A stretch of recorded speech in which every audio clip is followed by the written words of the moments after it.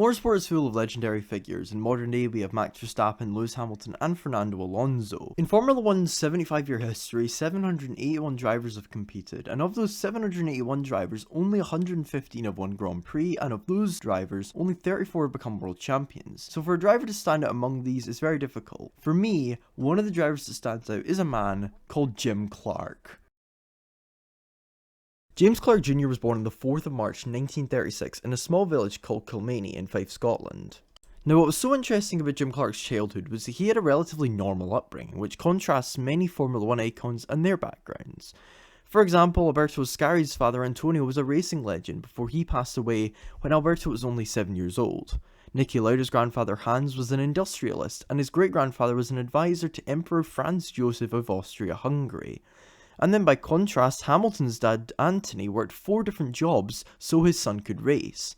His family did have wealth, as Jim did go to a private school called Loreto, but he remained a humble man throughout his life, still working as a farmer on his farm in Churnside, Berwickshire, where he grew up and learned to drive a tractor, even when he was becoming a racing legend. And by the way, he was only 10 when he learned to drive a tractor. It was not until the 1950s that Jim Clark's love for motorsport really developed. At this stage, he was only a teenager. And it was in 1952 that he saw his first race in Scotland, as the Charter Hall Airfield in Berwickshire hosted a race which had the likes of Giuseppe Farina, Stirling Moss, and Mike Hawthorne competing. Fast forward a few years, and Clark and his friend Ian Scott Watson were competing in rallies, and they were winning. And due to Clark's success, he joined the Border Reviers team, and in May 1958 debuted in a European event at Spa-Francorchamps, a track he would become legendary at but famously hated. It was here he first met Colin Chapman, the man who would become his friend and boss at Lotus, and they met again later on that year on Boxing Day at Brands Hatch, with Clark finishing second to Chapman. In 1958 he also met the man who would become his protege and best friend, Sir Jackie Stewart. The following year, Clark debuted at one of motorsport's greatest events, the 24 Hour of Le Mans, driving for Border Reviers. He impressed, finishing second in his class and 10th overall with Sir John Whitmore. And Chapman was impressed by Clark's drives against him and the Le Mans race, and hired Clark to drive his Formula Junior car in 1960.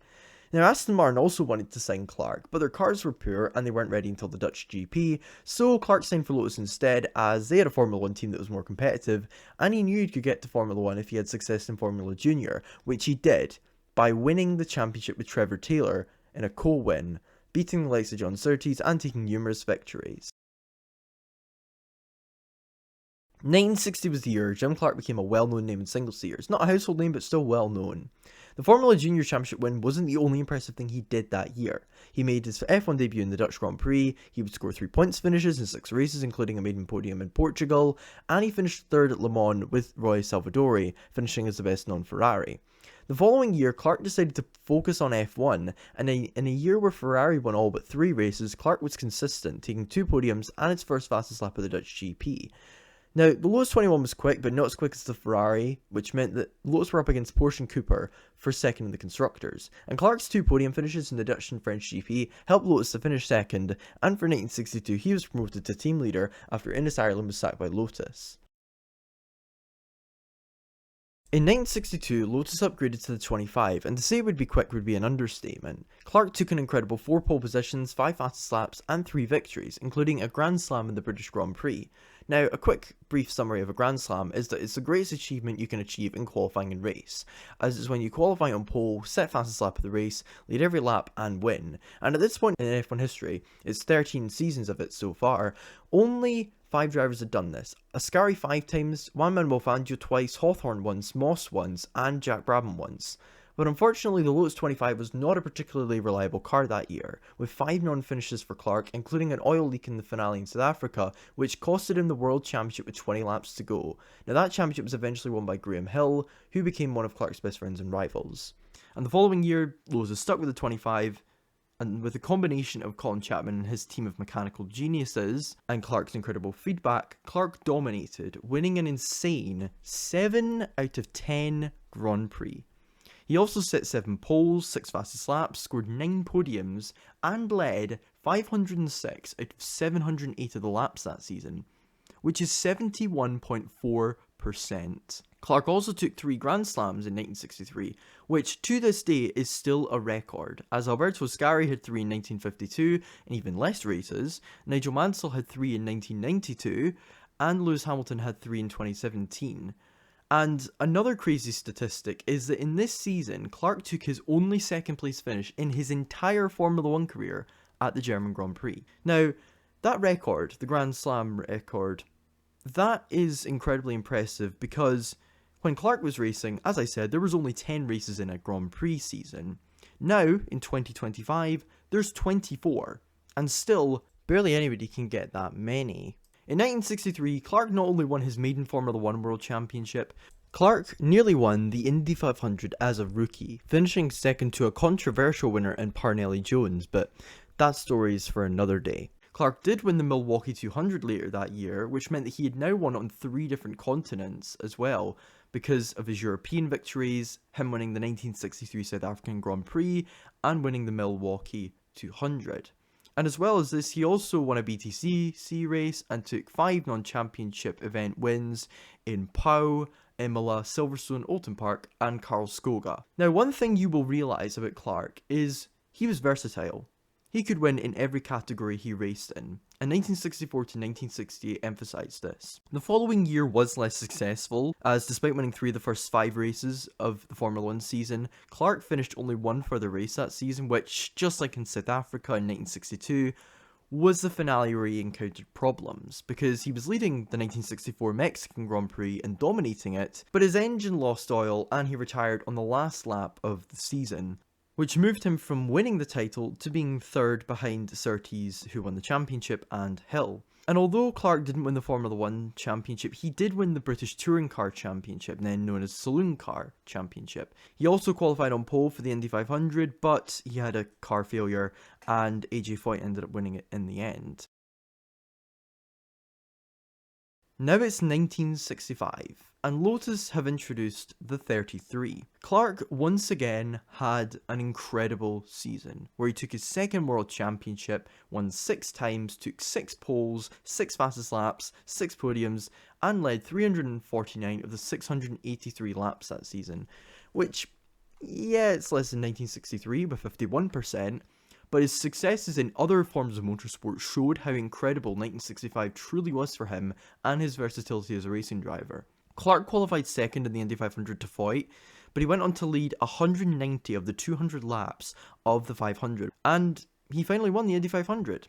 And not only this, but he also won the Tasman Series and both British and French Formula 2 as well. And for Clark to have achieved this is incredible, because in Formula 1 nowadays, drivers don't race in other series, or even in one-off races in other categories. But regulation changes came in 1966, with 3-litre engines coming in, and Lotus weren't prepared, and they used BRM and Climax engines.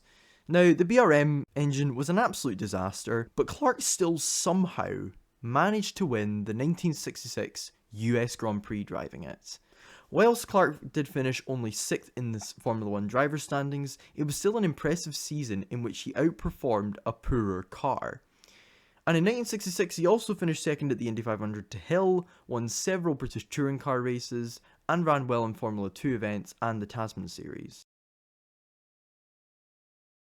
In 1967, Lotus created a legendary partnership which powered Clark to his final championship contention, the Ford Cosworth 4 valve engine.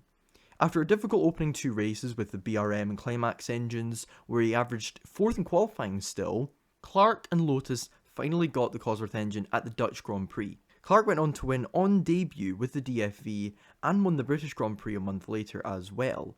And after the Canadian Grand Prix, he was 24 points behind championship leader Denny Hulme. But that doesn't tell the whole story, because Clark took 3 pole positions and had 3 mechanical faults from those pole positions, while running at the front in all of those races. Those 3 races were Belgium, Germany, and Canada, which would have probably put him in championship contention. And he took a 3rd place in Italy, which was legendary for its own reasons, and 2 wins at the end of 1967, which put him only 10 points behind Hulme. Now, speaking only from my own research and information here, if Clark didn't retire from the German Grand Prix, he would have won the World Championship, because Hulme won the race ahead of teammate Jack Brabham, who finished not only 1-2 in that race, but 1-2 in the standings. Now, taking that into account, Clark losing 9 points for the win, Hulme and Brabham dropping 3 and 2 points. The championship standings would go from 51 points for Hulme, 46 for Brabham, and 41 for Clark, to 50 points for Clark, 48 for Hulme, and 44 for Brabham. And not only did Clark win 4 times in F1 that season, but he also won the non-championship Spanish Grand Prix, the F2 Grand Prix of Finland, and the Tasman Series, and did his first NASCAR race as well.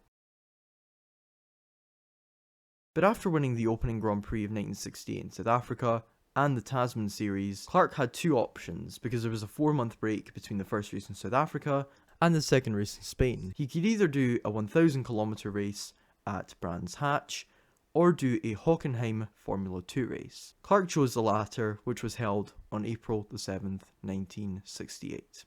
On lap 4 of the first heat at the Hockenheim Ring, Clark went off the track at over 150 miles per hour and hit a tree. He died instantly at only 32 years of age. Clark, considered one of the most talented racing drivers of all time, was gone. Clark competed in 72 Grand Prix. Of those 72 Grand Prix, he suffered 28 retirements and a further 11 mechanical failures, which cost him results. And of the remaining 43 Grand Prix where he didn't have any issues, Clark took 25 victories, 33 pole positions, 28 fastest laps, 32 podiums, and an incredible, which is still a record today, 8 Grand Slams. As well as this, Clark won 3 Tasman Series titles, an Indy 500, the British Touring Car title, British Formula 2, Formula Junior, French Formula 2, and of course 2 Formula 1 World Championships in 1963 and 1965. So now I'm here with an expert, Matt Bishop, who, and I say expert, I do not know anybody more knowledgeable in Formula 1 than me. So this is Matt Bishop. He used to work for Aston Martin and McLaren, and also W Series in communications. My question to you is, what makes Jim Clark stand out to you as a racing driver compared to every other driver that's ever raced in motorsport? Well, I've always said that there were 3 really inseparably brilliant racing drivers, which is Juan Manuel Fangio in the 50s, Jim Clark in the 60s, and Ayrton Senna in the 80s and 90s. Whoever you put in that echelon, Jim Clark is definitely up there. Jim Clark is definitely one of the all-time greats. Now, I think he's probably the all-time great if you absolutely forced me to list just one name. And that's because let's just look at his record. Let's just look at the stats. And, like you, Liam, I'm able to reel off a few of them. Now, he started 72 Grand Prix, but many of them he didn't finish through no fault of his own because Lotuses back in the day, in fact, Formula One cars in general back in the day weren't very reliable, but definitely Lotuses weren't. But he finished 25 of them in first place. And he had 33 pole positions. He had a ton of fastest laps. And what's called a Grand Chelem or a Grand Slam, he has 8. And that's still more than anyone else. Still more. Even though there are drivers who have had, 300 Grand Prix, like Lewis Hamilton, and won 100 or more, like Lewis Hamilton. But no, in terms of domination, and that's what we're really talking about, in terms of coming to a circuit, becoming the man that nobody else could touch or get near, and winning as he pleased by a margin that demonstrated extraordinary superiority. Jim Clark is the daddy. And there's one last stat that really underlines that. And that's that he won 25 Grand Prix, but he finished second only once.